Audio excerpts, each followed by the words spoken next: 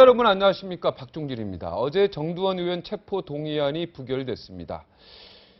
투표 전에 정두원 의원이 길게 신상 발언을 했습니다. 딱 6글자로 줄일 수 있습니다. 우리가 남이가. 그리고 오늘 BBK 가짜 편지와 관련해서 검찰이 모두 무혐의다, 배후 같은 건 없다, 결론 내렸습니다. 오늘도 그 6글자가 생각납니다. 우리가 남이가. 국회도 검찰도 가끔씩 국민들의 수준을 너무 낮게 보는 건 아닌지 의심이 들 때가 있습니다. 이러다 국민과 남이 되는 건 아닐까 걱정됩니다. 제 기우이길 바라겠습니다. 박종진의 쾌도남마 시작합니다. 오늘도 여의도 소식부터 짚겠습니다. 둔도 농객입니다. 전원책 변호사 함께 자리했습니다. 안녕하십니까? 예, 안녕하세요. 뭐 우리가 남이가가 아니고 이 국회의원들이 우리가 남이가가 아닙니다. 남의 일이 아니다는 거예요. 우리가 남이가가 아니라. 예, 남의 일이 아니고 내 일이라는 겁니다. 내가 언제 교도소 단장 안으로 떨어질지 모르니까 이 남의 일이 아니다는 거죠. 이 의원들이 이런 파렴치 범죄에 부동의를 한 것은 딱 이유가 하나입니다. 이 국회의원 불체포 특권이 나중에 말씀을 드리겠지만 이 정치적 탄압을 막기 위해서, 그래서 국회의원의 헌법기관으로서 국회의원이 제 직무를 충실하기 위해서 만들어 놓은 특권입니다. 그래서 이건 정치 쇄신하고는 어떤 상관도 없는 문제예요. 반드시 필요한 제도입니다. 그런데 다만 그동안 파렴치 범죄를 계속해서 막아주고 하니까 이게 방탄국회라는 말이 나왔거든요. 이번에도 뇌물 받은 것 아닙니까? 결국은 뭐 그렇다면 최소한 체포에 동의를 해주는 것이 상식인데, 뭐 체포에 동의 안 했다는 얘기는 우리가 남이가 하는 문제가 아니고 남의 일이 아니다는 문제죠. 또 무소속 의원은 서러움도 보였어요, 이번에. 언제 내가 저희를 당할지 모르겠다 하는 거죠. 박주선 의원은 또 통과되니 얼마나 서운하겠습니까? 박주선 의원이 그 148 그리고 반대 93, 찬성 148, 이 반대 93은 명백히 그 민주당에서 나온 거겠죠. 그리고 그렇다면 민주당도 뭐 국회의원 특권 내리기에 동참을 안 했다는 것과 똑같은 얘기입니다. 그리고 정두원 의원 같은 경우는 찬성 74, 반대 156인데 이것은 새누리와 민주당의 합작이라고 봐야 되겠죠. 숫자가 그렇지 않습니까? 숫자가 그걸 증명을 하죠. 민주당에서 사실상 이제 불체포 특권 유지에 가담을 하고 앞장섰다는 얘기입니다. 이 박지원 원내대표가 나중에 쇼하지 마라, 뭐 쇄신한다 하더니만 결국 쇼 아니냐, 거짓 아니냐 이런 얘기를 했습니다만은 언론 보도를 보면 민주당 의원이 사실 이게 정두원 의원 문제가 부결이 되고 나서 표정이 다 밝은 표정이었거든요. 저도 그 현장을 봤습니다. TV 뉴스로. 이 표정이 밝았고 심지어 어느 신문의 보도를 보면 이 박지원 원내대표가 본회의장에서 손을 들고 진두지휘를 했다. 결국은 박지원 원내대표도 지금 이 동일 선상에 놓여가 있습니다. 저축은행 비리 사건 앞으로 수사 대상이 되어 있거든요.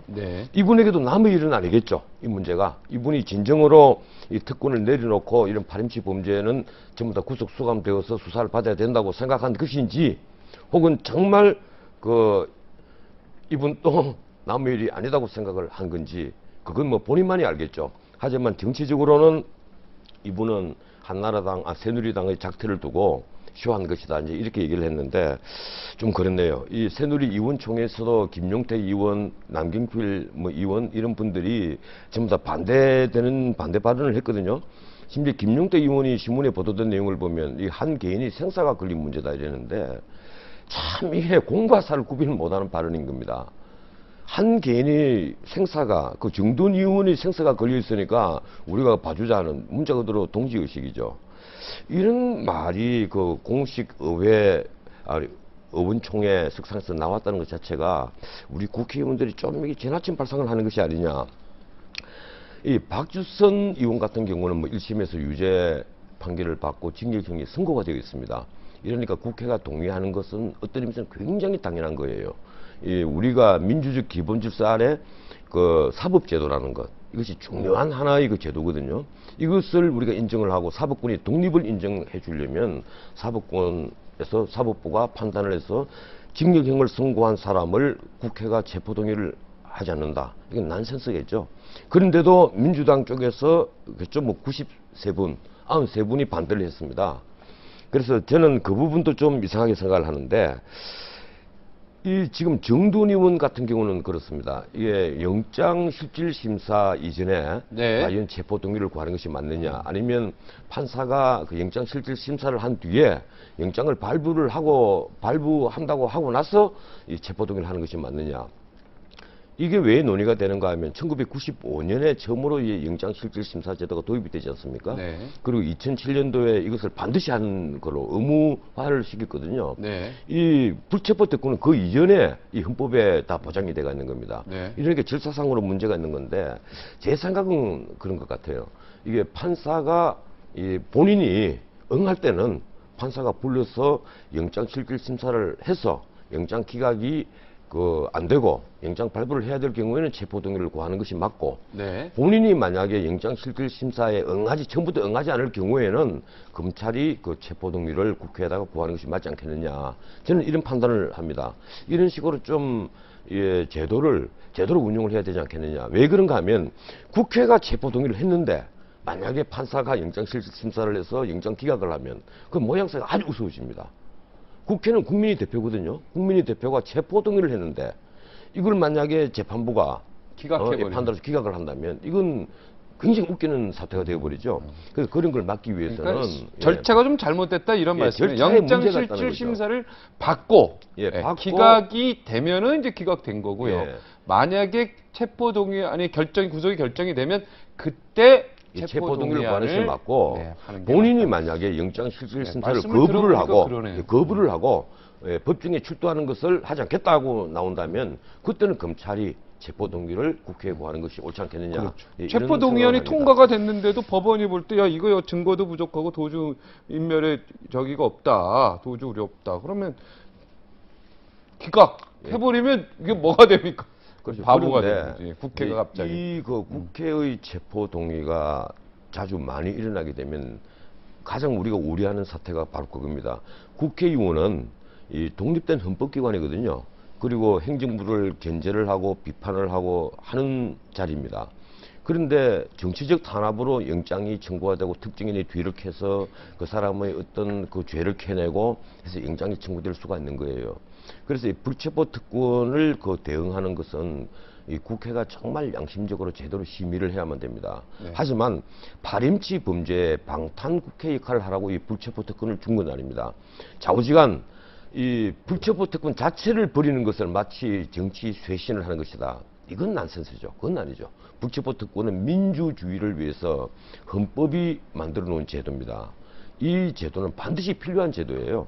이 새누리당에서 비대위에서 처음 이 말이 나왔거든요. 불체포 특권 앞으로 포기하겠다. 네. 뭘 포기합니까? 그건 민주 제도를 포기한다는 말이에요. 난센스죠. 네. 헌법학자 입에서 그런 얘기가 나왔다는 것은 그분이 헌법학을 전혀 공부를 안 했다는 얘기입니다. 네, 그 파렴치한 범죄를 제외하고는 그렇죠. 불체포 특권은 국회의원은 분명히 민주주의이기 때문에 그렇죠. 제도이기 때문에 그건 국회의원은 국민의 대표고 행정부를 견제하기 위한 중요한 헌법기관입니다. 네. 그래서 그분의 신분을 보장을 해주는 제도예요. 박근혜 캠프 이제 출마 선언을 했는데요. 네, 박근혜 캠프에서 지금 문제가 되는 게 화두가 된다 그러죠. 경제 민주화입니다. 그 전에 네. 참 지난주 어제 그저께죠. 그 박근혜 대표가 출정식을 했는데 현 권력인 그 대통령의 형 이상덕은 구속이 결정돼서 감방으로 가고 미래 권력인 박근혜는 그날 광장에서 출정식을 했다. 이 붉은 옷을 입고 출정식을 했다. 참 정말 망감이 교차하는 장면이었습니다. 저로서는 그렇게 봤습니다. 이 권력이라는 것이 이 10년을 못 간다 이랬는데 사실은 5년을 못 가는 것이었구나. 그걸 좀 깨달았으면 좋겠다 이런 생각을 합니다. 그런데 우리 그 대통령 후보들이 이번 선거 이 18대 대통령 선거에서는 왜 하나같이 광장을 선택을 하는 것인지. 문재인 후보 자기가 서대문 형무소에 있었다 그래서 독립문 앞에 그 광장을 택했죠. 손학규 후보 소통하겠다고 하면서 광화문 광장을 택했습니다. 그리고 또 정세균 후보 광장시장에 자기가 종로구 출마해서 당선되었다 이래서 광장시장에 이제 그 자리를 잡았고, 이번에 박근혜 후보 타임스퀘어 그게 묘하게 그 일종의 그 박근혜 의원을 가장 비판 많이 했던 전역 의원이 지역구가 있던 광장이에요. 그게 또 묘한 느낌을 주더라고요. 그런데 그 왜 광장을 택했느냐? 소통을 그 위해서 광장을 택한다는 것이거든요. 근데 소통이라는 것이 뭡니까? 내하고 생각이 다른, 신념이 다른, 계층이 다른, 그리고 그 사상이 다른 이런 사람들과 역지사지 그 사람 입장이 되어 보아서 같이 얘기를 하는, 그래서 의견을 좁혀나가는 과정을 소통이라고 합니다. 자기 진영, 자기 안에 있는 사람들하고 맨날 얘기해봤자 그건 소통이 아니죠. 네. 그건 뭐 자기 진영 논리를 강화하는 것밖에 안 되겠죠. 네. 근데 이번에 광장에 모인 사람들을 제가 유심히 봤습니다. TV 카메라에 잡힌 장면. 이 박근혜 캠프의 좌장, 나는 이 캠프 자체도 좀 이상하다고 생각해요. 어느 누가 나와도 절대적으로 유리한, 9대1로 유리한 이 경선의 캠프를 왜 그렇게 거창하게 만듭니까? 이 뭐 대선 본선 캠프라 그러면 당연히 있어야 되겠지만, 네, 거창합니까? 예, 예. 당내 경선 캠프를 이렇게 좌장을 두 분을 모시고 각종 위원회 만들고 위원들이 현역 위원들이 포진을 하고 그걸 놓고 나서 또 소박하게 만들었다 그래요. 그 돈 있으면 차라리 불이웃도 했으면 좋겠다는 생각을 합니다. 아, 가보셨어요? 예, 캠프? 아니죠. 안 가봤지만 네. 모든 캠프는 돈이 들죠. 네. 조직을 하는데 어떻게 돈이 들지 않습니까? 엄청난 돈이 들겠죠. 문제는 그게 좌장이 뭐 잘 아시겠지만 박근혜 후보 5.5m 안에 55세 이상 된 사람 나타나지 마라. 가급적 그런 말이 있습니까? 예, 박근혜 후보가 젊은 사람과 소통하고 그 배경 뒤 그림도 좀 젊은 사람들이 있었으면 좋겠다는 거죠. 하긴 유력 정치인 옆에는요, 막 머리 들이밀고 합니다. 사진 찍혀갖고 잘 보이려고. 자기도 실세라고 보이기 위해서 이제 그런 패단이 노인들이 있으니까. 좀 화가 났겠는데요? 55세 이상. 뭐 글쎄 노인도 아니잖아요. 아니 그 55세 멀쑥해졌겠죠. 화가 났기보다는 좀 부끄러워졌겠죠. 그 머리 들이밀던 사람들이. 그런데 이번 광장에 모인 사람들 보니까 카메라가 쭉 굴른다 보니까 하나같이 그 열광하는, 그리고 한 말씀 할 때마다 그렇게 그 지지를 환호를 보내는 사람들은 전부 다 머리가 허연 분들이에요. 네. 젊은이가 보이지 않았다는 겁니다. 네. 쉽게 말하면 박정희의 그 향수의 저전. 그래서 박근혜 후광이 그 박정희 아니겠습니까? 박정희 대통령 아니겠습니까? 그 향수에 젖어서 박근혜 도구마에 빠진 박근혜 의원이 한 말은 무조건 옳다고 여기고 박근혜를 맹목적으로 지지하는 그 지지자들, 뭐 더 쉽게 얘기하자면 신도라고 봐야 될 겁니다. 그 신자 그룹들이 모여가지고 박근혜 후보가 뭐라고 한마디 할 때마다 환호를 지른다는 거예요. 네. 과연 이것이 소통인가? 네. 나는 이 박근혜 후보가 정말 저로서는 비판적 지지를 합니다만은 이분이 앞길이 지지하고 계시는 뭐 거죠? 비판적 지지라고 저는 표현을 하죠. 네. 제가 보수 농객이니까 박근혜 후보를 지지하고 계시네요. 지지라기보다는 비판적 지지라고 저는 네. 표현을 그러니까 했습니다. 앞에 이제 형용사는 워낙 비판적이고 보수 후보가 결론은 그랬죠. 지지네요. 네, 저는 지지. 뭐 선거는 그렇게 생각합니다. 네. 최선이 아니면 차선을 선택할 수밖에 없다. 네. 하지만 이 상태로 과연 당신이 쉽겠느냐? 저는 좀 어렵다고 생각을 합니다. 네. 이 박근혜 의원이 선택한 그 색깔이 붉은 색깔이지 않습니까? 이 빨간 색깔이라는 것이요, 이 혁명의 색깔이고 체제 진보의 색깔입니다. 처음 등장한 게 1789년 프랑스 혁명 이후에 92년이죠. 1792년에 루이 16세가 도망가다가 잡혀갔지 않습니까? 그런데도 반동으로 나아가니까 시민들이 베르사유 궁전으로 가면서 빨간 깃발을 들었거든요. 네. 그 이후로 자코뱅 당의 색깔이 빨간 색깔입니다. 그 빨간 모자 입고 네. 1948년도 2월 혁명 때도 빨간 깃발이었고요. 이 체제 전복의 색깔이고 마르크스가 그 공산당 선언 쓰고 퀼런에 가서 그 노이세 그 뭡니까 라니시의 자이퉁 신라인 신문 만들고 나서 빨간 잉크로 종간호를 냈어요. 그래도 우리 축구팀이 빨간 거 뭐 괜찮잖아요. 그건 그런데 붉은 이념의 네. 상징은 빨간 색깔이, 네. 빨간 색깔은 공산당의 색깔이라는 겁니다. 네. 1917년에 러시아 혁명이 일어나고 나서 레닌의 색깔이 빨간 겁니다. 네. 그때는 무정부주의자가 까만 깃발이거든요. 적기와 흑기가 연합을 해가지고 이 그 백군하고 적군하고 대항을 한 겁니다. 그래서 최종 승리를 해서 유일 좌파의 색깔이 빨간 색깔이었단 말이에요. 네. 어찌됐든 박근혜 후보가 경선에서 이겨서 최종 후보로 결정되면 아니, 내가 색깔 얘기 조금만 더. 예, 색깔 더 얘기해. 예. 왜 이 빨간 색깔이 중요한가 하면요. 중국, 일본의 공산당 당 기관지 색깔이 지금 적기입니다. 네, 다 알고 그리고 있죠. 예. 전 세계 자유주의, 보수주의, 자본주의가 빨간 색깔 쓰는 나라는 단 하나도 없어요. 네. 단 하나도 없습니다. 네. 그런데 새누리가 침대는 과학이라는 분을 불러가지고 만든 게 새누리당 이름 바꾸고 위에 이상한 CI 작업하고 그리고 빨간 색깔을 갖다 얹어버렸어요. 네. 이 빨간 색깔이 파장이 길고 강인한 느낌을 줍니다만은 이건 오늘 보셨죠? 당장 내일부터 하는 금속노조 총파업. 그 사람들 빨간 조끼 입고 빨간 띠 다 들고 나왔습니다. 그 색깔하고 색상 비교해 보세요. 똑같은 색깔입니다. 과연 새누리당이 지금까지 우리는 보수 세력의 대변자라고 믿었는데 이 빨간 색깔을 써야 될 것이냐. 선거에서 이기기 위해서 색깔도 바꾸고 인연도 바꾸고 당 이름도 바꾸고 다 이래도 되는 것이냐. 그럼 이것은 패권주의 아니냐. 속이 빨갛지 않으면 되죠. 속이. 글쎄 속이 파란데 네. 겉만 빨갛다면 그건 이중 인격이겠죠. 그건 그렇게 다르고 됩니까? 또 속다르다고 해석이? 봐야 되지 않습니까? 네. 표리 부동한 게 아니고 표리 동한 거죠. 네. 표리 동일한 거죠. 경제 민주화 얘기 좀 해주세요.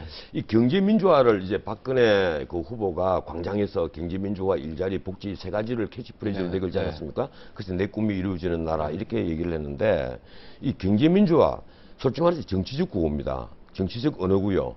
전 세계 헌법에 경제의 민주화를 위하여라는 이따위 말을 쓴 나라는 없습니다. 우리가 이 경제 민주화 조항이 없을 때도 국가는 충분히 빈부격차를 줄이기 위해서 규제와 조정을 할 수가 있었습니다. 그런데도 119조 1항에 있는 시장 자유주의라는 기본적인 이 조항을 보완한다는 의미로 이걸 넣었거든요.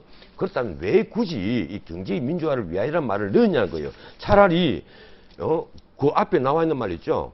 이 각 그 계층 간의 그 조화로운 그 재화의 분배를 위해서 각 경제 주체의 조화를 위해서 국가는 규제와 조정을 할 수 있다. 뭐 이런 식으로 표현을 하면 되는 겁니다. 근데 그 사이에 경제 민주화를 넣었는데 이게 어디에 나오는 얘기인가 하면요. 1769년일 겁니다. 라살이 독일 사회주의 노동 연맹입니까? 그거 할 때 강령을 만들어서 보냈거든요. 거기에 보면 정치 민주화, 경제 민주화, 사회 민주화가 나오고 그 다음에 이 19세기 마지막에 그 독일 그 3인당의 전신인 독일 사회주의 노동당을 만들었을 때도 이 정치적 구호로서 쭉 그 언급이 돼요.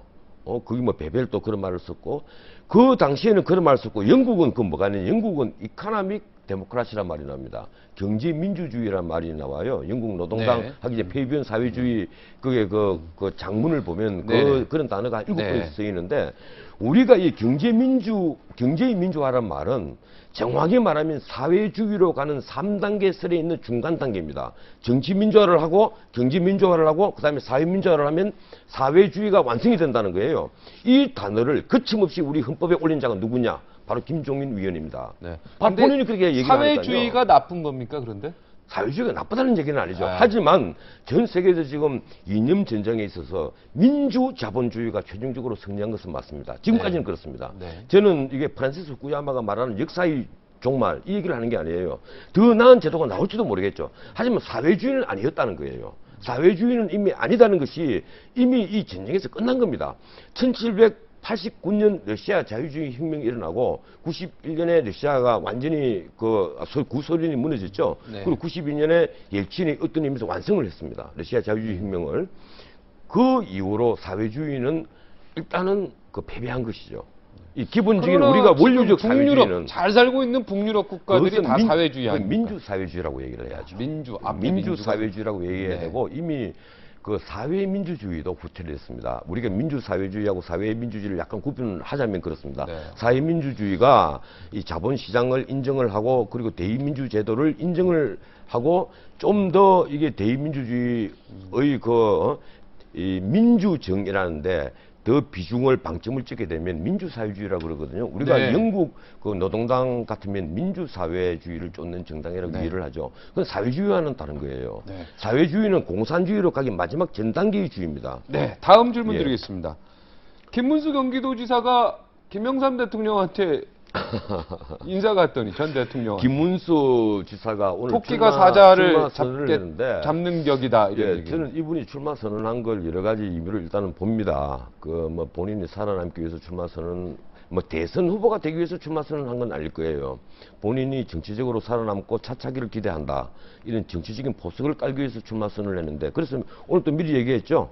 자기가 패배하더라도 박근혜를 돕겠다. 네. 그렇게 나갈 겁니다. 그래서 차기 당권, 차차기 후보를 아마 노리는 것으로 이해가 되는데, 그러면서 이제 우리 정치인들 어떤 선언하고 뭐하고 하면 전직 대통령 찾아가고 현충삽 찾아가고 하지 않습니까? 네. 그 김영삼 대통령을 찾아갔는데 찾아가서 제가 출마를 했습니다. 이러면서 이제 토끼가 자기가 토끼예요. 네. 토끼가 얼마나 착한 동물입니까? 네. 이 내가 토끼인데 사자 잡는 꼴입니다. 사자 잡아가는 꼴입니다. 사자는 이러니까 박근혜 후보가. 이 김영삼 전직 대통령이 대통령을 지내신 분으로서 참 채통 없는 말씀을 하셨어요.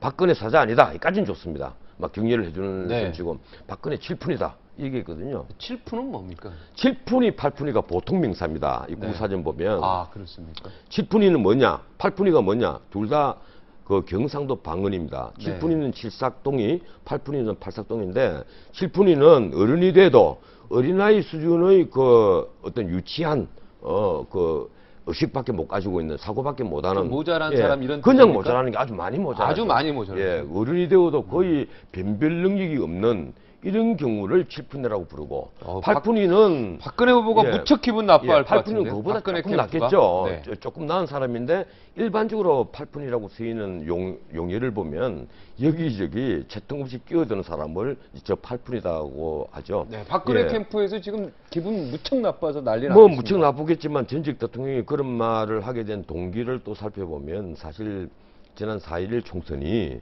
그 박근혜 위원이 뭐 좌지우지하고 박심에 의해서 다 공천이 이루어진 것 아닙니까? 네. 거기에는 그 과거의 친이계가 조금도 개입을 못했습니다. 거기에 김연철 그 이제 아들이죠. 네. 예.